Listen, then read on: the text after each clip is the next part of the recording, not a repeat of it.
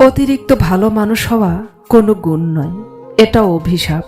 আপনি যখন সবার জন্য সবসময় অ্যাভেলেবল থাকেন, তখন তারা আপনাকে ভালো বলে না, তারা আপনাকে সস্তা ভাবে। আপনার ভালো মানুষই তাদের কাছে আপনার দুর্বলতা।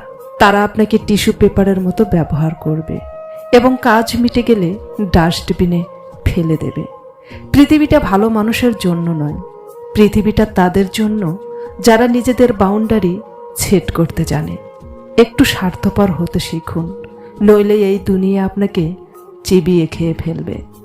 যেদিন নিজের ক্ষতগুলো অন্যকে দেখানো বন্ধ করে দেবেন, সেদিন বুঝবেন আপনি পৃথিবী চিনতে শিখেছেন।